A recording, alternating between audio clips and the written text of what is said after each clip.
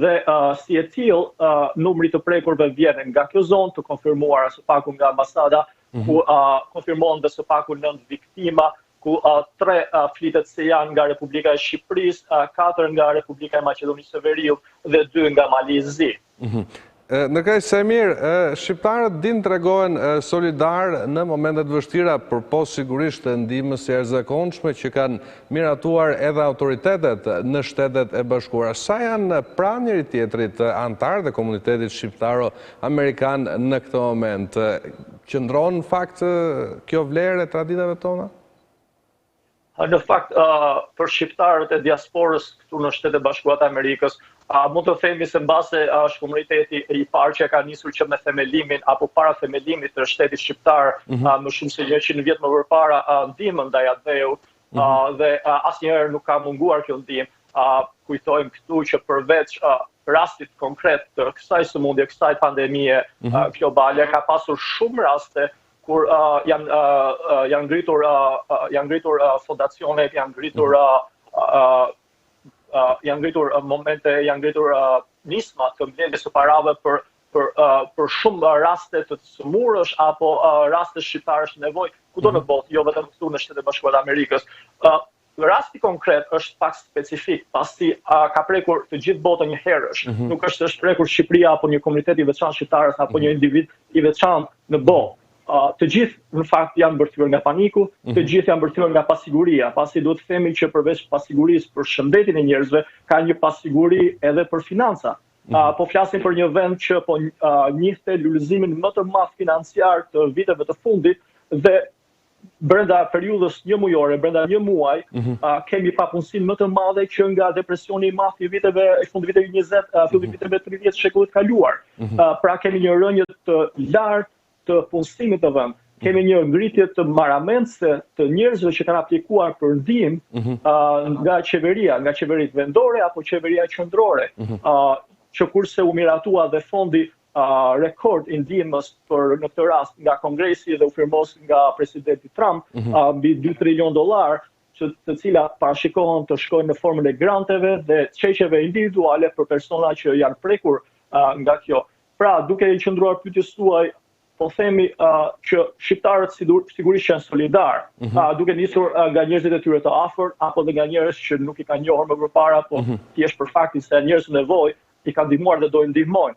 Por në këtë rast secili është mbërthyer nga pasiguria dhe nuk dihet fati shëndetësor dhe ekonomik i gjithë secilit. Ndërkësh Saimir, si është situata në jetën e përditshme, deri ku kanë mbritur masat kufizuese të qeverisë, por dhe ndihma ka filluar të shpërndahet?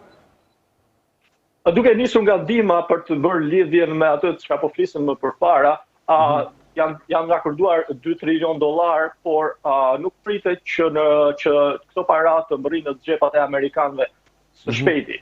Këto para në rastin më të mirë do të kërkojnë të paktën 3 javë nëse do të jetë mundur që individët apo bizneset e vogla i kanë rregulluar gjërat në rregull që të kenë një depozitim direkt nga Rezerva Federale Amerikane, nga qeveria amerikane, dhe nëse do të marrin çeqe në letër në postën e tyre, kjo mund të shkojë sipas mediave amerikane dhe ekspertëve deri në 3-4 muaj apo në rastin më të keq deri në shtator.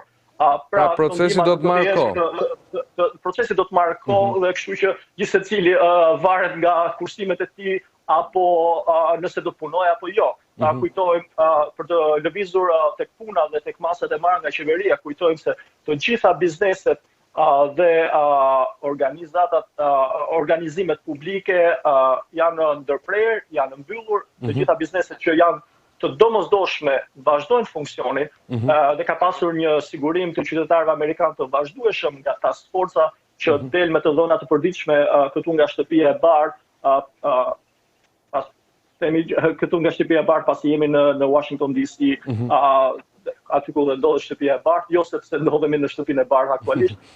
Pra ka pasur një sigurim të vazhdueshëm nga kjo task force e drejtuar nga presidenti Trump, që është i pranishëm gjithmonë në këtë dalje për shtyp, që nuk do të ketë mbyllje të supermarketeve, do të ketë gjithmonë furnizim me ushqime, do të ketë gjithmonë stasinë e nevojshme të medikamenteve dhe produkteve që njerëzit kanë nevojë për jetën e përditshme, ka pasur një shtyrje të tyre që të mos blejnë më shumë se ç'duhet, pasi mund të ketë një bllokim për momentin në furnizime dhe nëse një qytetar merr më shumë se si duhet për vete apo për familjen e tij, mund të lërë dikë tjetër pa u furnizuar. Pra, këto biznese të domosdoshme për jetën e njeriu kanë qenë në qarkullim. Asgjë tjetër përveç kësaj nuk ka funksionuar, asgjë nuk funksionon. Sheh gjithmonë më pak njerëz në rrugët e qytetit. Mund të them se nga përvoja personale kemi një atmosferë të zymë në rrugët e qytetit, ku më shumë sheh njerëz që lëvizin me makina në lëvizjet e tyre të përditshme për të vajtur në punë, pra ata që kanë punën në vende të domosdoshme apo për nevojat e tyre, por sheh gjithmonë pak njerëz në këmbë duke lëvizur për vrapime, që është diçka që njerëzit bëjnë shumë natyrshëm dhe shumë shpesh në qytetin ku jetoj. Washingtoni është një qytet i vogël dhe të ofron shumë zgjidhje për të lëvizur në këmbë apo për të vrapuar, shumë parqe dhe mjedise natyrore që mund të kalosh kohën. Dhe mund të themi që ka shumë pak lëvizje, njerëzit po respektojnë ato që quhet distancim shoqëror, po vënë maska aq sa munden, dhe lidhur me këtë pjesë në konferencën e një ditë më parë në të fundit që ka pasur nga presidenti Trump e mbrëmjes së kaluar, pasi pritet që të ketë një dalje tjetër së shpejti, është dhënë këshilla zyrtare që njerëzit me aq sa munden të vendosin maska kur dalin për nevojat e tyre apo për një shëtitje të thjeshtë për të thyer paksa atë rutinën e qëndrimit në shtëpi. Është dhënë urdhër që të vijnë maska të thjeshta, jo ato që përdoren nga mjekët, që kanë siguri më të madhe, për arsye që nuk dëshirohet që të bëhet shpërndarja e shpejtë e virusit.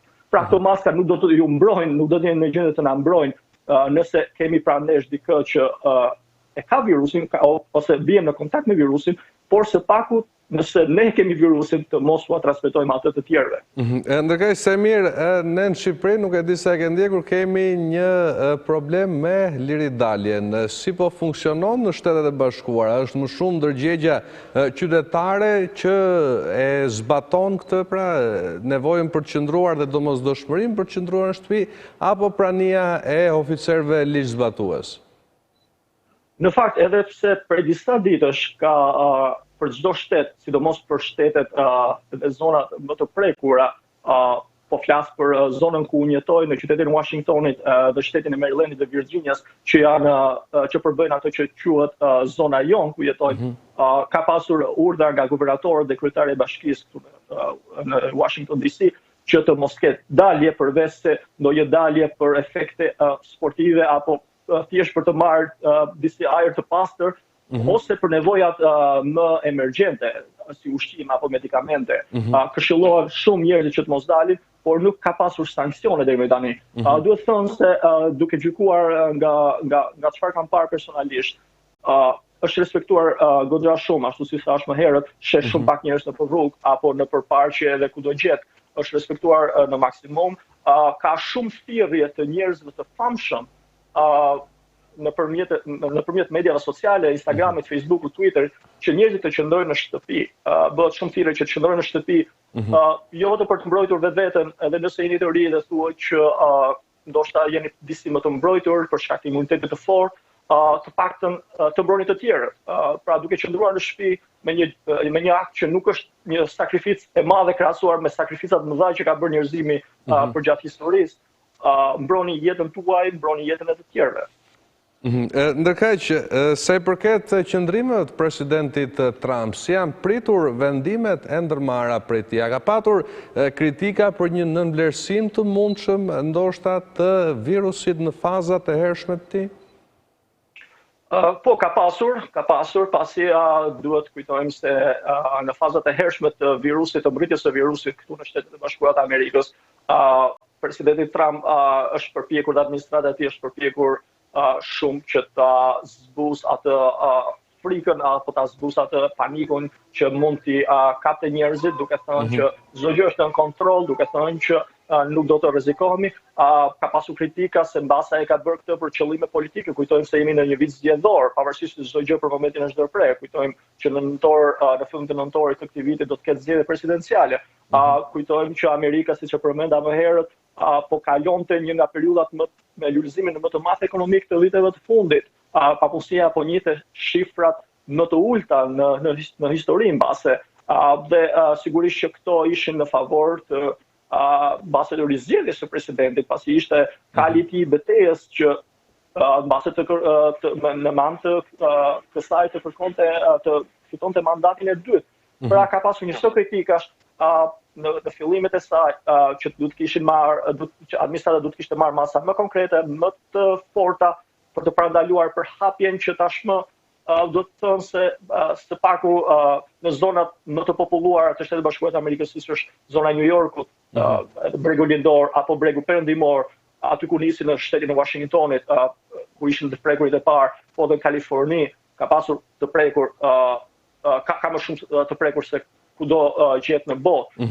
Numri të prekurve, kujtojmë, ka kaluar mbi 300.000 në gjithë Shtetet e Bashkuara të Amerikës dhe janë mbi 8.000 të vdekur. Pra kemi numër rekord të prekurësh dhe pritet që edhe më shumë të shtohet, sepse si thonë të gjithë ekspertët, duke nisur nga ai që është edhe më kryesori në këtë është drejtori i qendrës për sëmundje infektive në Shtetet e Bashkuara të Amerikës, Dr. Anthony Fauci, i cili thotë që e keqja më e madhe ende nuk ka ardhur. Pritet akoma piku i të prekurve. Ajo që po përpiqet bëj administrata tani, edhe çfarë këshillon dhe presidenti Trump është që të përpiqen që numri të prekurve të jetë sa më i pak, të shtrihet në kohë, duke bërë që mos ketë një mbilarkim të spitaleve, duke bërë që të shmanget ajo që po ndodh në New York për momentin. Ndërkaq që Saimir, presidenti Trump ka urdhëruar në një farë mënyrë edhe kompanitë e mëdha amerikane, përfshirë General Motors, që të prodhojë respirator. Ka funksionuar kjo strategji, si e përshkruajnë vetë autoritetet gjendjen e tyre të përballimit të pandemisë? Po, presidenti prej ditësh ka firmosur ato që quhet në Shtetet e Bashkuara të Amerikës Defensive Production Act, pra është një akt i prodhimit ushtarak, kur kompanitë e mëdha detyrohen, ju përmendët General Motors, por ka edhe shumë kompani tjera të mëdha, do detyrohen që të prodhojnë që prodhimin e tyre ta zhvendosin nga specifika që kanë, nëse General Motors është fokusuar tek makinat, ta zhvendos fokusin e prodhimit të industrisë së tyre në maska, në përparëse, në ventilator dhe mjetet e nevojshme mjekësore që duhen për të përballur këtë. Duhet thonë që kjo, me sa informacion kam herën e fundit, ky akt është përdorur gjatë luftës së dytë botërore, ku të gjitha industritë u fokusuan në prodhimin e makinerive dhe armatimeve për ushtrinë amerikane. Tashmë çdo gjë është fokusuar tek prodhimi i pajisjeve spitalore të nevojshme për mjekët dhe infermierët për të paradulluar këtë situatë. Do të thonë që në shtetin e New Yorkut ka mungesa të mëdha, mbase është shteti i vetëm që ka përballet me këto mungesa, duke qenë dhe shteti që është prekur më shumë, që është goditur më shumë nga kjo pandemi. Shpresohet që të prodhohen sa më shumë maska. Nga dalja e fundit e presidentit Trump thuhet se do të ketë mbi 3 milion maska të prodhuara vetëm në ditën e vijim, por një debat tjetër është edhe fakti që presidenti Trump, ashtu siç e ka pasur leitmotiv që prej zgjedhjes së tij në vitin 2016 dhe që prej ditës kur bëri betimin në janar të 2017 që do të vendos Amerikën dhe amerikanët të parët, është debati se nëse do eksportoj produkte të tilla të nevojshme mjekësore në shtetet e tjera, në vendet aleate. Deri tani kemi një përballje, kemi dhe një lloj konfliktit të vogël me Kanadan dhe Gjermaninë, pasi presidenti kërkon që të gjithë këto prodhime mbeten brenda Shtetit Bashkuar amerikane. E qartë. Saimir, unë të falenderoj edhe një herë për bisedën. Faleminderit juve.